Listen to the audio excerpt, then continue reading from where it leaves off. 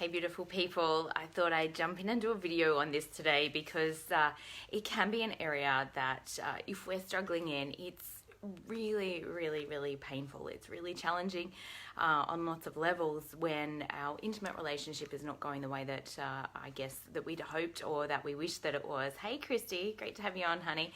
And it's one of those things that I think when we can really understand kind of some of the dynamics that could be at play or that could be impacting that, the whole game changes, guys. And what I've really come to understand personally for myself as well is that there can be multiple things that can be affecting intimate relationship.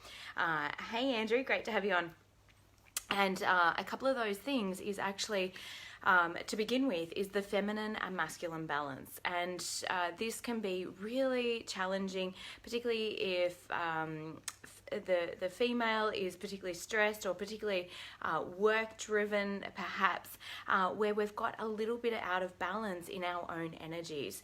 And what actually can tend to play out, so masculine energy is very driven, very focused, very career orientated, or it's the protector provider energy. It's about, yes, let's get this done, let's step up, and it loves challenge, literally, like that's the masculine energy. You've probably seen two guys at a pub kind of be like, yeah, you reckon I can, and just one-upsman, and it's the I guess the inflating of the chest, and and that's not true balanced masculine either, but it's that real masculine energy of like, yes, I'm here, I'm present, and I'm focused, and this is what I'm doing. So it's very clear and very directional, whereas feminine energy is very much, hey Kel, great to have you on. Hey Erica, lovely to have you on too, darling. Whereas feminine energy is very playful, it's very soft, it's very nurturing, it's very receptive, so it's all about receiving. And masculine energy is a lot more about giving and doing, and the feminine energy is more about receiving and being. Now that's not to say as females we should just be sitting back and allowing ourselves to receive, although I think we could do a lot more of that than what we're currently doing. And some of the challenges that actually come up when these polarities are out of balance is you miss the chemistry within the relationship. So perhaps when you first got together there was incredible chemistry within relationship. Hey Chris, hey Sean, hey Britt, great to have you guys on. Perhaps when you first met there was incredible chemistry within the relationship and you're like, oh my god, this is amazing, and it was because you're both naturally within your polarities. Now you can actually have a man that is naturally more feminine in his core essence, and he will attract a female that's actually naturally more masculine in her essence as well. So it's not gender specific around masculine, feminine, and generally we'll kind of attract the equal and opposite of ourselves as well. Hey Anne, hey Christine. And this is one of the reasons why it's so important to understand this, because when we get stressed, generally either the man will drop down into feminine energy, so he will feel insecure within himself, or a little bit needy, or just just more dropping. And I'm not saying that's kind of more unbalanced feminine, because there's balanced and unbalanced aspects of all of this. But sometimes will be the puppy running after, and you might know people like that, and there's no judgment around any of this. We've probably all done certain things like this at times as well, but it's really where the husband is running around after the wife, or just trying to make her happy, trying to please her all the time, whereas the woman is totally wearing the pants, she's totally dominant in the relationship. And so this can throw out the polarities, and as this happens, when or the other thing that can happen is obviously females go more into their masculine, and this tends to happen if a female is not feeling safe or taken care of. And so I know for me, like, I had very much overdeveloped my masculine energy because I'd been a single mum for such a long time, and this can be a really big challenge for a lot of single mums when they're looking to re-enter into a relationship, particularly if they've shut their heart down because they've been really hurt in the past, or just needed to be that protector provider for such a long time. And so we can get very strong in that energy of just, yep, I've got to get it done, I've got to push through, and it doesn't actually serve us in intimate relationship.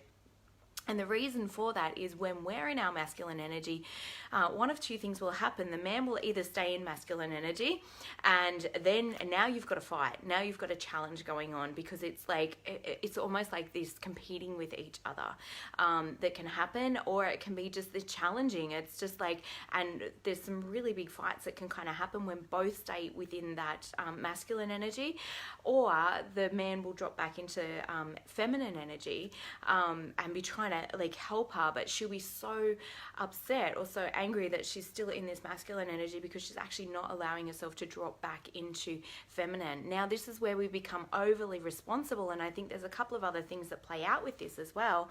Hey Chris, great to have you on.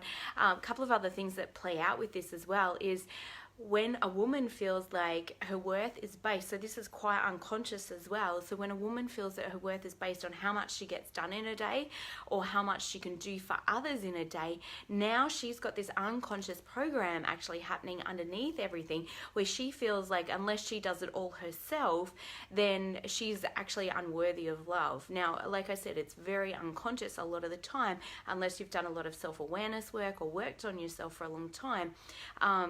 And as this then plays out, now there's resentment between the man's actually trying to help her or would like to help, but you know, she'll either be in so much anger or so much frustration within herself or so much resentment from feeling she's had to do it all herself, not actually understanding the unconscious driver behind that, where then, you know, like either the man just no longer wants to actually help out, or he's trying to help and she's not actually allowing herself the gift of receiving.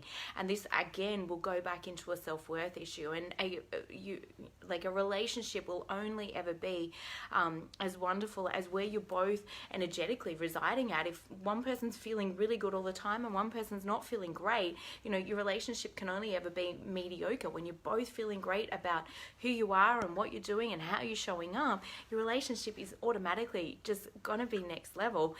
Or if you're both feeling down, you're both having a really hard time, you know, relationship is going to be based around here as well. So we've got to bring it back to personal responsibility, and quite often we will blame others. Hey Pete, great to have you on. Quite often we'll blame our partner. Oh, they're always dragging me down, or this is happening, or that's happening, or and not actually, so we tend to be over responsible. Oh, I've got to do this for them, or I've got to do that, but we're actually not taking responsibility for ourselves as well. So there's some challenges that can come up with that, with the polarity thing, with the feminine masculine balance. And it's, I feel like as consciousness is raising, as more and more people are becoming more and more self-aware, we're having a greater balance within the masculine feminine energies within ourselves, because both of those energies reside within ourselves as one person as well. And when there's a greater balance of those female masculine energies within ourselves, then we can bring that in a really balanced way to the relationship as well. So this is really important too. Hey Sandra, great to have you on. Because what actually happens when we fall out of polarity, so when you don't have that, because it's the magnetic attraction between the masculine and feminine that actually gives the chemistry. Most people go, oh, you know, it's just the honeymoon phase, you know, and now we're out of the honeymoon phase. No, it is polarity, polarity, polarity, guys. Like I cannot, without being too kind of fun here, you know, it is like crazy incredible when those polarities are present. And I don't care how long you've been in relationship, like my partner and I have been in relationship for 4 years, and it is like nothing on earth. It is magic upon magic when we're both within our proper polarity. And when I say proper, I don't mean that in a judgmental way, but when he's fully in his masculine, I'm fully in my feminine, I'm being playful and fun and just relaxed. I'm not like super driven and career focused and everything else. And this is where understanding the different aspects of ourselves and how they serve us, whereas my masculine really serves me sometimes in business, so does my feminine in different aspects, but it's knowing when to bring more of those energies out in different various ways. But in intimate relationship, it's so much like, oh my God, my heart just lights up. It just honestly, you know, like just my partner opening the door for me, and I know that might sound like very chivalrous and things like that, but it's just, it means so much to me. I feel so taken care of. And when you can articulate clearly like what your needs are, and the 5 love languages, guys, if you haven't checked out the 5 love languages, hey Ben, great to have you on. Hey Sarah, if you haven't checked out the 5 love languages, make sure that you take some time to check that out as well, because it's so powerful, just in understanding what each other's needs are. Again, this can create great conflicts when one person's need might be quality time and the other person's need might be physical touch or acts of service. Suddenly you've got someone running around doing all these things for their partner, but the partner's going, you don't do anything for me, you don't love me because you're not here with me, you're not spending quality time. And they're like, what? I'm doing all these things. How can you say I don't care about you? Oh my God, you don't care about me because you don't do this for me, you don't do that for me. And they're like, no, but I want to spend time with you. So it creates, so this is why 5 love languages as well. Gary Chapman is the guru behind that. Great book. You can jump onto his website. There's a quiz on there. Everything else, just 5lovelanguages.com. Hey Sarah, great to have you on, honey. So all of those things can definitely make a difference. But the main key around all of this is self-love, guys. It really is self-love, because when we're in the energy of not loving ourselves, you know, we're going to deflect love. We're going to create self-sabotage in the relationship. We're going to push love away. We're going to shut the heart down, and then we're really spinning on the spot a lot with some of those deeper resentments that can kind of go on as well. And it is really challenging. And being able to be vulnerable, and this is like my partner and I have grown so much together in our relationship. God, we've had to overcome so many big challenges, both, you know, for him and for me, you know, personally and together as a couple, because we had some really unresourceful patterns playing out at times. And I say that with absolute love and respect. And most people kind of, you know, if you've had some challenging experiences in the past, you know, we're bringing that bag with us. And quite often when things happen, we jump to and we assume a meaning. We create a meaning around it, and it's generally because of an event or something else that's happened from the past. Or, you know, it's our inner child being triggered that we don't feel lovable, or we don't feel worthy, or we don't feel enough. And we've got such an intimate relationship is such an opportunity to be able to heal some of those deeper wounds through a truly compassionate and loving relationship where you're both supporting each other to grow. Hey Laura, great to have you on. So it's so important. Hey Rob, lovely to see you on here too, darling. And I can't pronounce. Hey, Caro. Hopefully I've got that right. But yeah, look, it's so important, guys, just to take some of that time. Self-love within yourself, making sure that you're being who you wish to be. Often when we're upset in intimate relationship, we're pointing the finger going, well, they're not doing this, they're not doing that, they're not showing up in this way. And honestly, everything we're judging our partner for, we're actually judging ourselves for at the deepest level. So thanks so much, Erica. Have an awesome day, darling. Hey Jenna, great to have you on too, darling. So quite often, you know, we're judging ourselves at the deeper level, or we've made that wrong within ourselves. So, you know, if we believe that they're being lazy, and we've got a judgment about ourselves being lazy. And it's like everything, you know, we can have very black and white beliefs or judgments or rules about who we need to be or how we need to be. And there's always a gray. Like, we need time to relax. We need time to decompress. And yeah, sure, we want to get in, take action, take care of things. Now, one of the main things that absolutely changed my life, and it was literally this time last year, was reading the Queen's Code. It just totally changed the whole game for me, because when we're not communicating effectively in our relationship, it creates so much pain. And if we're asking our partner, and you know, coming from a female aspect, you know, that's the only kind of perspective that I've got at the moment, so I'll just share from that perspective. Is when we're asking our partner, often we emasculate them in the process. And so that is really challenging. And so when women feel threatened, they actually emasculate men through cutting comments or criticisms, or just, oh, you never hear anyway, or like any of those things. And you will notice when you do this to your man, because he will deflate. You will see him instantly deflate. He absolutely, in a man that truly cherishes his partner, he absolutely wants to light you up. He wants to take great care of you. But quite often when we're not communicating what actually needs to happen in order for that to take place, then the man doesn't feel like he can protect and provide for you, because you're too busy doing it for yourself or trying to prove that you're worthy enough of love by taking care of everything and actually stepping into the masculine role, and never actually allowing the man to take really amazing care of you or to do some of the things. And we shoot them down so quickly in such an awful way. Now, on the flip end of this,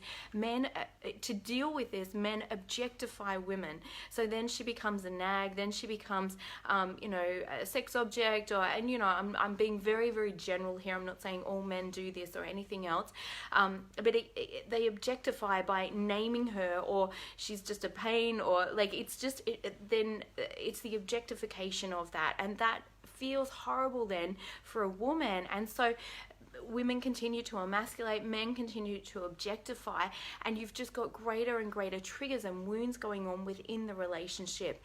Queen's Code was just an absolute gift to me. I could see how my inability to be able to communicate my needs effectively had really played out in my relationships with all men in my life, with not only my intimate relationship, but with so many different men, where I really felt like, and you guys might laugh at this, but when I first started dating again after my relationship had broken down, I was like, seriously, I thought that men really wanted like another man. It's kind of funny. I would be like, yeah, I've got like my medium rigid truck license, I've got my chainsaw license. I'm like, it was all about proving how capable I was as a woman. And I'm quite sure they would just go, well, I'm pretty sure she actually doesn't probably need a man in her life. And so, and it's not about, being a weak female or anything else as well, but it's like really, like my partner knows I'm very capable of opening the door, and yet it's such a gift to me when he does that for me as well, because I feel taken care of. He knows that I can run my business amazingly well and still loves to be able to, take me out for tea or take care of me in so many different ways. So it's never about, being this incapable, weak woman or anything else. And I think for so long, particularly with the switch of the patriarchal society and things like that, where women felt like they needed to prove that they were equal to men. And it really, it's not about that at all. It's about appreciating the differences. Both men and women are so valuable in their own respects. And when we truly appreciate that which the masculine can provide and that which the feminine can provide, it really brings together an incredible relationship as well.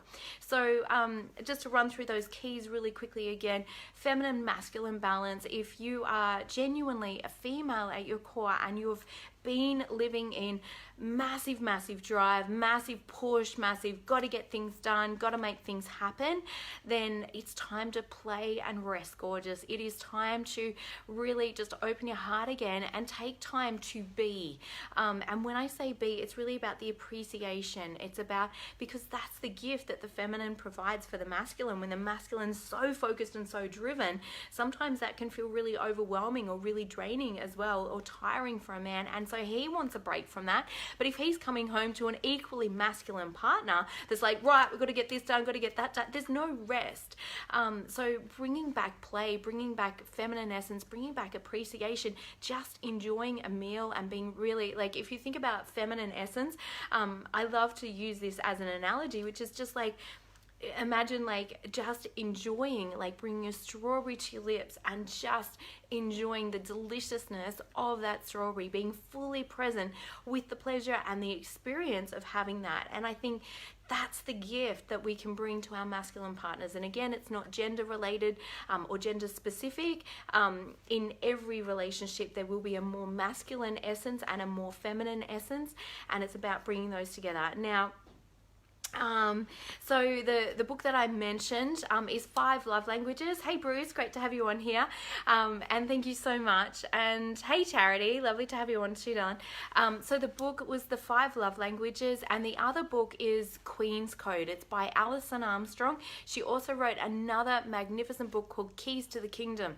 I love these books because they talk so much about the challenges that can come up in intimate relationship. I learned so much about myself just by reading that, in how I was communicating and how to communicate really effectively in such a beautiful way that helps men provide for us and be the amazing partner that they are in a way that leaves them feeling inflated and fantastic and empowered as a man, not that they're failing, not that they're not showing up, not that they're not there for you or anything else. So it's really about saying, I would love your help, or are you able to help me? I still remember, both hands up here, total ownership.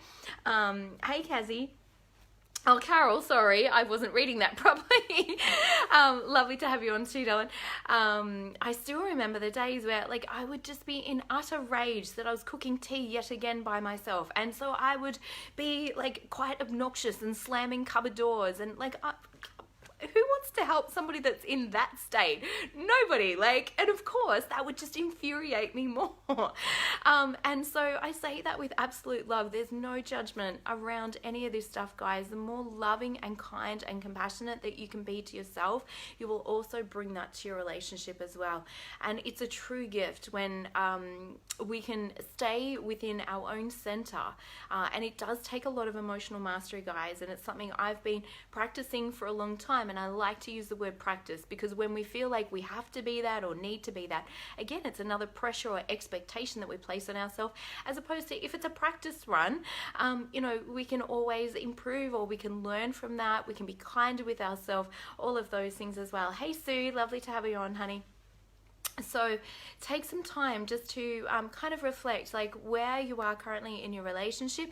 Is it a polarity issue? So, when you come home and I know that I had kind of an argument in my mind for a long time of, well, if they're not stepping up and being the man, well, I just have to do that, where it's about adjusting my energies and really allowing myself to drop back into that feminine aspect. And a lot of it was very, very fear-based for me. It was very fear-driven, just about because I'd been a single mum for such a long time and just felt like I really did have to take care of everything. And I think, and this could be true for men as well, I'm not sure, I'm not a man, clearly.